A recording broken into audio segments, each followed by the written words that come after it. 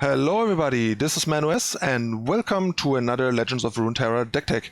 I decided, since I'm going to forego the metagame breakdown this week, since there isn't that much point in looking at last week's metagame before the patch, plus with Mobalytics updating their stats daily, that means they already reset it to like the first 1 or 2 days of this new metagame, and it's not enough sample size to say much, so I'll try and get you a metagame breakdown early next week as soon as possible, like earlier than lately. Like I'll aim for like Monday or Tuesday if possible.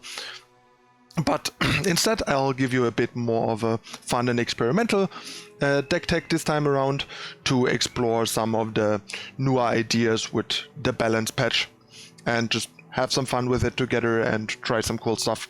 And I hope you like it. And what better to do this with than Poros. So we're gonna go for Porotron assemble, some Heart of the Fluffed all-in Poro Midrange action, and I hope you guys enjoy it. Anyway, before we do, you know the drill. Hit the subscribe button down below to not miss out on future content, and let me briefly take you away to today's sponsor. Today's video is sponsored by NordVPN, one of the leading virtual private network providers out there. A virtual private network keeps your data secure and yourself anonymous while using the internet. NordVPN comes with super fast servers, allows you to unlock your favorite entertainment websites like Netflix. They provide a 30-day money-back guarantee. They also have an included cybersecurity suite, which acts as an ad blocker to boot. They don't lock any of your data, provide a 24/7 customer support, and you can use it on up to 6 simultaneous connections, so one account covers most or all of your electronic devices. And most importantly, they don't have any bandwidth limit, so you can use it non-stop without it getting throttled, which is particularly important for heavy users like us. It also won multiple awards and comes highly recommended by top technology experts. So if you're still surfing online without a VPN, now is the time to change that. Get NordVPN now, 70% off for a 3-year plan, including 1 month extra for free using the code ManuS or the personalized link in the description down below. And now on to today's content. Alright, so let's take a look at the deck. So the deck is mostly Freljord, it's heavy Poro, it's kind of like Dehu Endure just with Poros, since Heart of the Fluffed is kind of our Dehu Endure with different upsides and downsides. And then we're splashing a few PNZ cards. So let's take a look. First, let's talk about the Poros. We have Daring Poro, one of the better Poros I think to splash, first of all because it's a good standalone Poro. If it gets buffed by snacks, by Von Yip and all the other stuff, the elusive makes it a pretty good threat. Like soon as this is like a 3-3 or 4-4, it's a really good threat that can sometimes even almost win the game on its own. It's also a great keyword to get on Heart of the Fluffed, obviously, to give evasion if we don't have a Mighty Poro. So we have like 2 accesses to Mighty Poro and Braum and Mighty Poro and Daring Poro, so we have a decent amount of evasion. The other reason why I chose PNZ is because we get Von Yip, which is a pretty nice addition in a deck that plays Lonely Poro, Daring Poro, Lonely Poro, giving you additional 1-cost Poros, and Omen Hawk. So there are like 9 plus the Lonely Poro units to buff with Von Yip. Also the stats buffs on the Poros are nice for Heart of the Fluffed later. Aurora Borealis can also get us more 1-drops. And of course, Poro Herder also more often than not draws us a 1-drop, or like half the time draws us a 1-drop, the other half it draws us a Mighty Poro or a Heart of the Fluffed. So that's why we're in PNZ, Daring Poro and Von Yip. And as a bonus, we get Vi. I initially didn't have Vi, and someone on Twitter asked about it, and I initially wasn't that big of a fan, but I thought a bit more about it, and I actually kind of like it. It just adds some more board control and power to the deck, which is nice, and I shaved some of the more situational or lower impact cards that I had before, like 2 shared spoils and a take card. Not 100% sure on shaving the take card. It's possible that the 3rd Fury of the North should be a take card for Braum, but you always have Braum on Braum for that, and Fury is a bit more flexible otherwise. So then yeah, Lonely Poro, self-explanatory. Just a really good 1-drop Poro because it gives you 2 Poros, and it can give you access to all kinds of random Poro utility from other regions, like Challenge being one of the best ones you can get from Noxus. Then we have Mighty Poro. Obviously a 3-cost 3/3 Overwhelm is not great, but given that it's a Poro means it will quickly grow with Poro snacks, and also obviously benefits our Heart of the Fluff by giving it Overwhelm and a decent amount of stats. And last Poro is Heart of the Fluffed. That's kind of our Dehu Endure.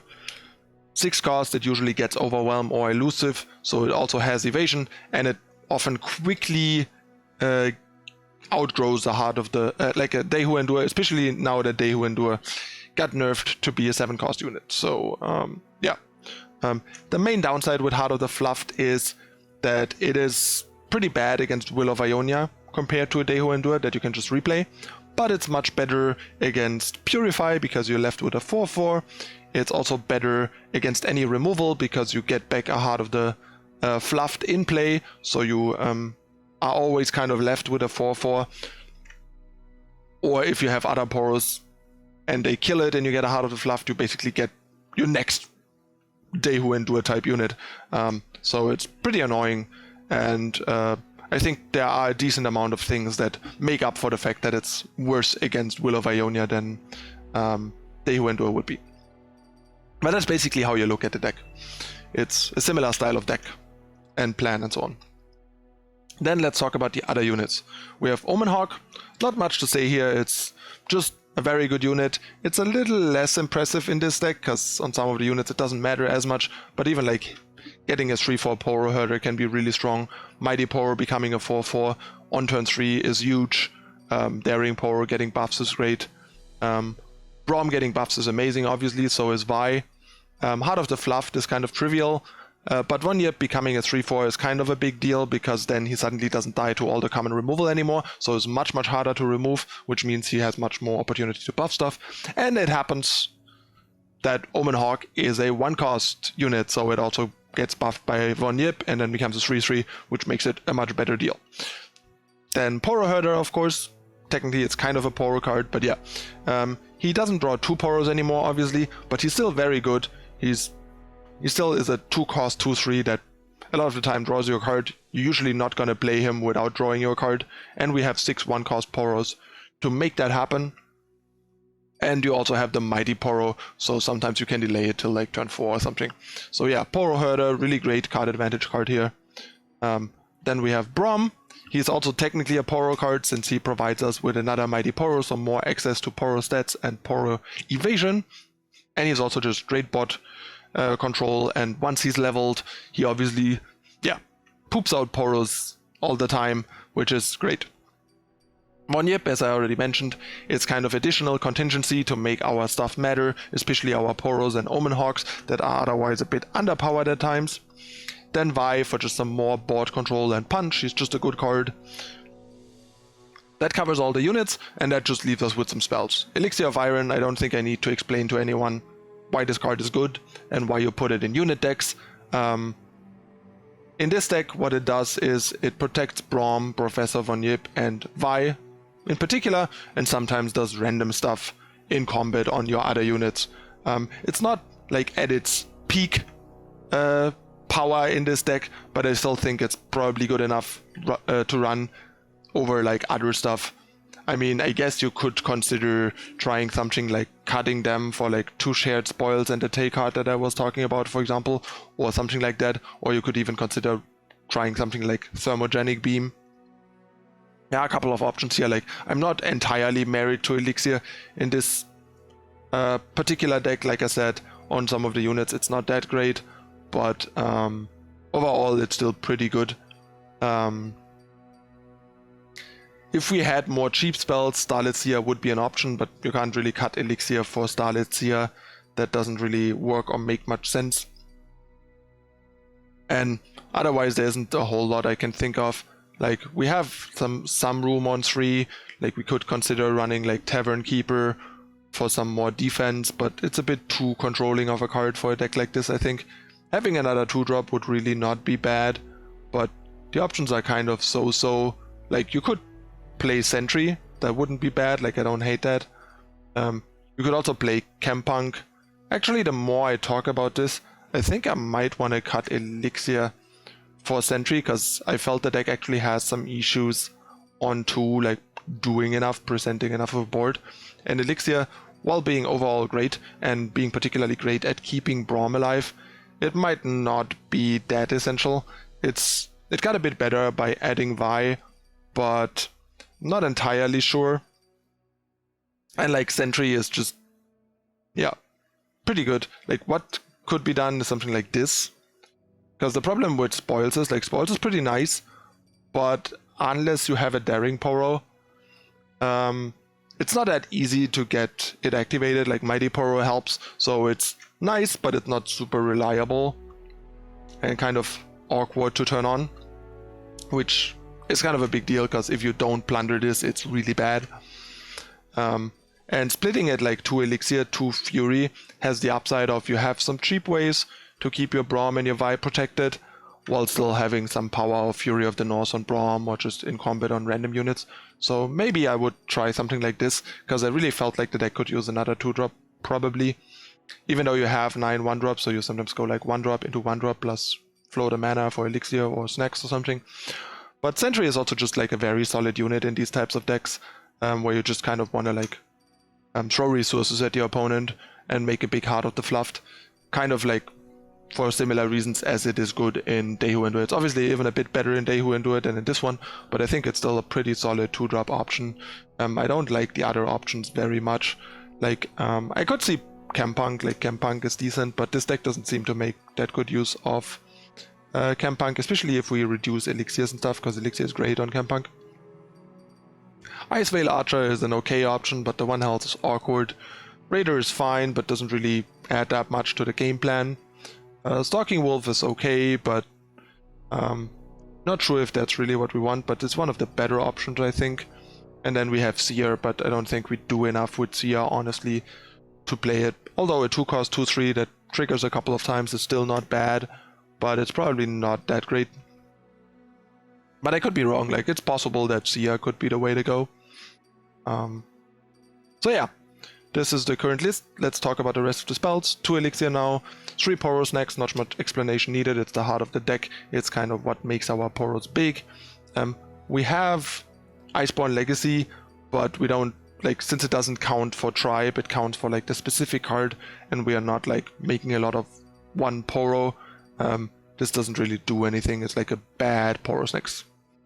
And to Fury of the North, it's just a very good combat trick. It can be a bit clunky, and it can be a bit underwhelming on stuff like 1-cost Poros, Hawks, and Sentries, but it's a good card to have access to, especially with Braum, I think.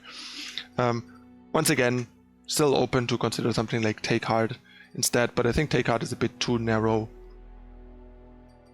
And then we have Aurora Borealis. That's kind of our big card advantage spell that gives us 2 Poros and 2 Poros next, and kind of makes us go into overdrive. And between like Poros next, the Poros next from Borealis, Heart of the Fluff, and Professor Von Yip, we have enough ways to make our board matter and sort of enhance our weak Poros and present sort of a board that is threatening and can beat opponents.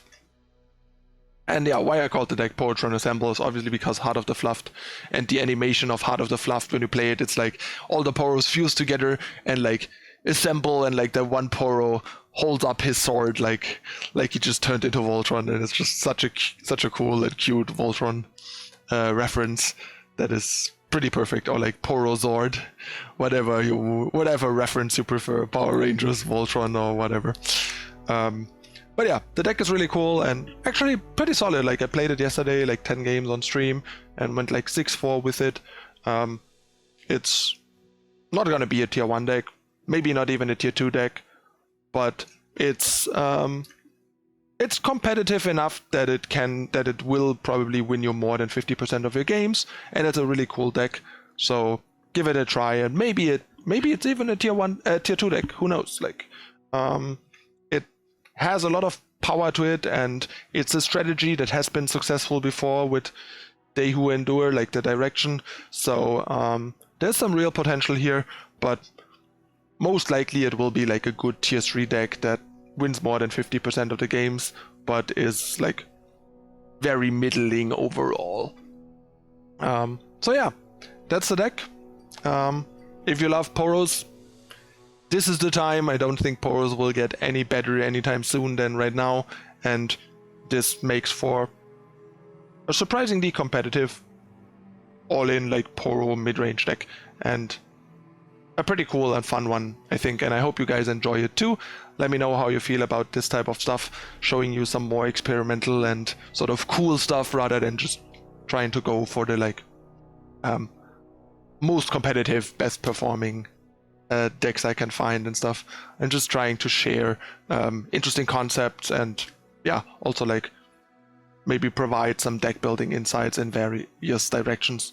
And yeah, this is Porotron Assemble, and now we're gonna go to ranked as usual and assemble some Poros and beat down some opponents. So as usual, I'll see you in a moment with the games video with 4 games in Platinum ranked since the reset. So don't go anywhere just yet, and stay tuned for the games in a moment.